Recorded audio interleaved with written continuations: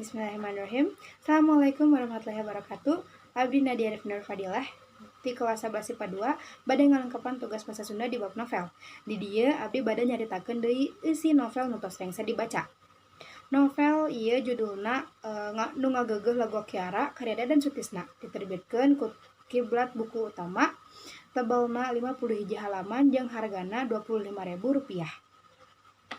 Dina hiji lembur aya hiji tempat anu ngaranna Legok Kiara. Legok Kiara teh nyaeta tempat anu kabilang keramat. Ceuk babaraha kolot ge kitu.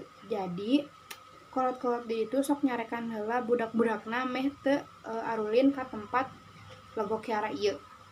Tapi nya dasar budak kadang beuki dicarek teh kalah beuki panasaran aya naon sih di ditu teh. Dugi ka hiji poe, warga sakampungan teh rek moroan beurit nu aya di sawah.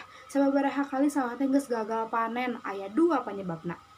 Nyaeta nu kahiji kurangna cai jeung nu kadua lobana hama. Nya salah sahijina beurit-beurit ieu.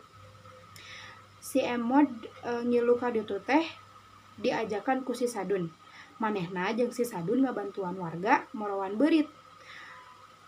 Geus ngabantuan warga, si Sadun ngajakan Emod ka tempat ieu ka Legok Kiara.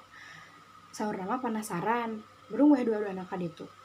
Tos di ditu manehna istirahat heula ningalian sakurilingan legok teh. Efek teh jauh leuwih subur, jauh leuwih tiis, jauh leuwih adem dibanding nu aya di sabudeureunana. Teu lila si Emod merhatikeun sakitaranana, aya hiji sora kekerasakan. Efek teh sora eta datang ti hiji ucing leutik nu bijil ti tukangeun tangkal Kiara. Emod mawa ucing eta ka imahna. Kumanehna teh dibere dahar, dibere inum, jeung dibere ngaran. Dijadikeun piaraanana, ngaranna si Buris. Awalna Emod ngarahasiakeun hal ieu. Emod teu mere apal indung jeung bapana soal eta ucing teh panggihna di mana. Da manehna geus dicarek ulah deui ulin ka Legok Kiara eta.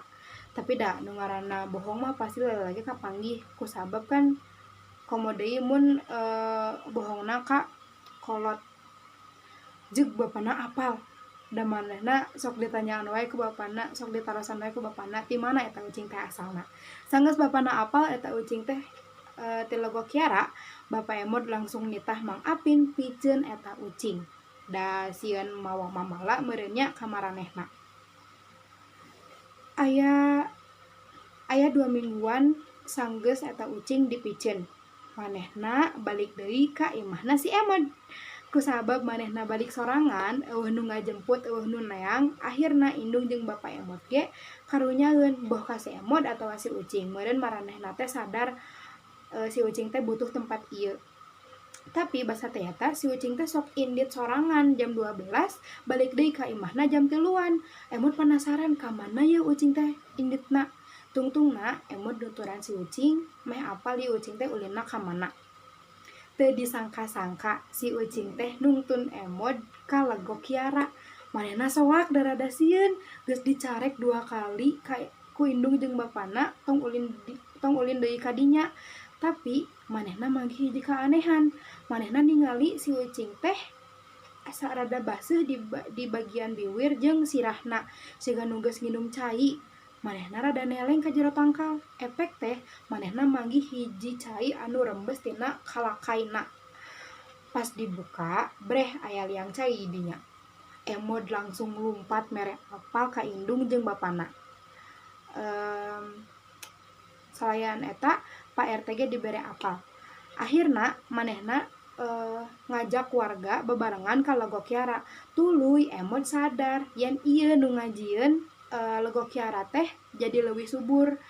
Di dinya mitos tentang Legok Kiara teh jadi teu berlaku deui. Kusabab Legok Kiara ayeuna jadi tempat anu ngabantuan nyalurkeun cai ka sawah-sawah di sabudeuranana.